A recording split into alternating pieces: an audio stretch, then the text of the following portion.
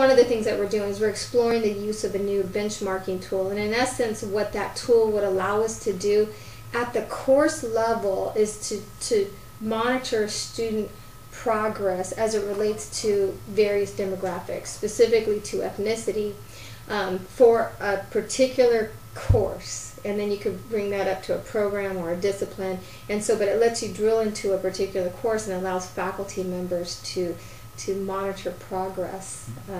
And so it's a new benchmarking tool. Again, it's being piloted, and we've had 2 different trainings as it relates to that tool. So that's one of the things, and again, because we're taking strides in the right direction. Some of the other things that I know, we continue to support efforts through a lot of our categorical programs. We know about our EOPS program, DSPNS program. We have a wonderful foster youth program here.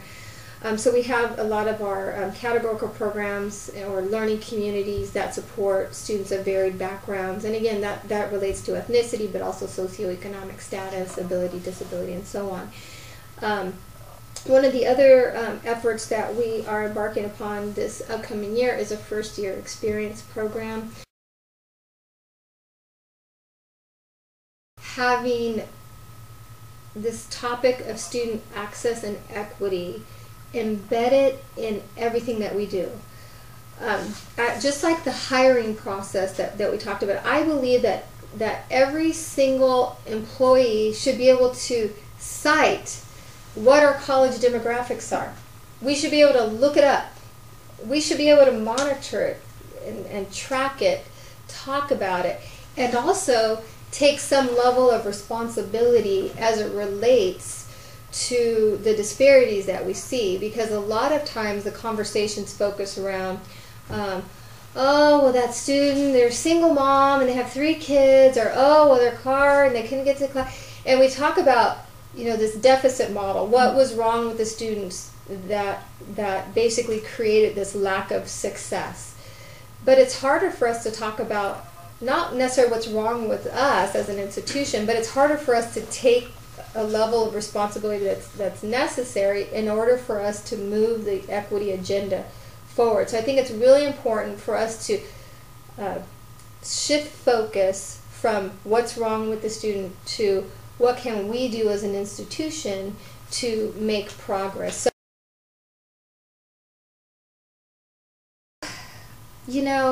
there is something called the Student Equity Plan. I think it was in 2006, all California community colleges were mandated to develop a student equity plan. Apparently were asked to do that like 10 years prior. People were like, oh, I think we have one somewhere.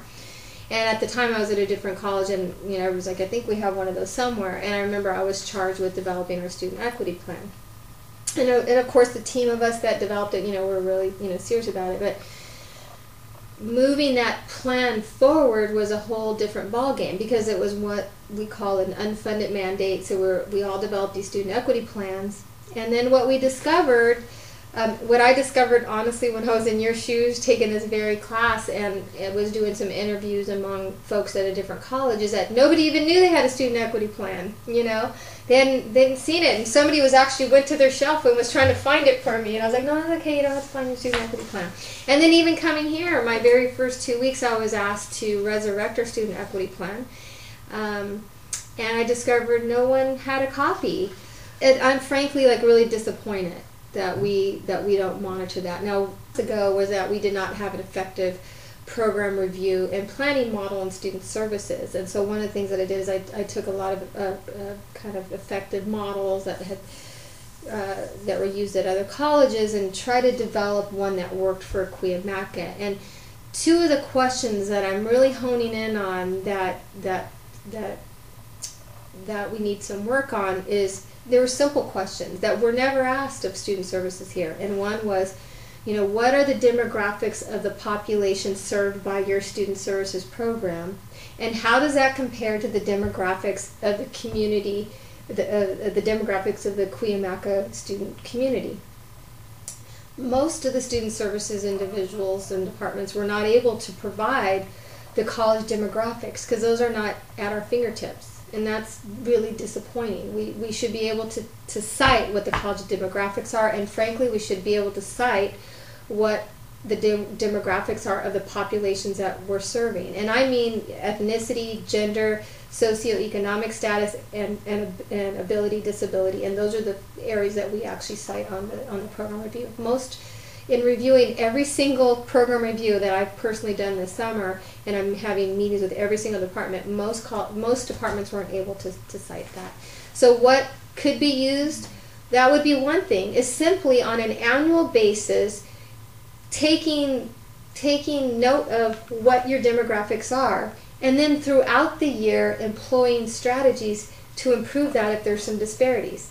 Okay, so you have the axis. This is who we served. Okay, and look, there's some disparities. I know in one program, and I won't cite this particular program, 80% of the students were of just talking about ethnicity, were of one ethnicity. There is no one ethnicity that's 80%. There's this huge disparities. Okay, so the other question that I had the student services practitioners address is, in terms of success for your program, as you define success in your program, okay, and it could be as you define success or your learning outcomes, what does that look like based on the demographic populations? Okay, and so then if the different departments saw some disparities in that, then what are some of the strategies that you're going to employ to address those disparities? Okay, so simply asking the question, that hadn't been done. And so when you say what could be used to monitor the strategies, that's one of the things, embedding those in our internal processes, our program review and planning processes, that I think are very important. And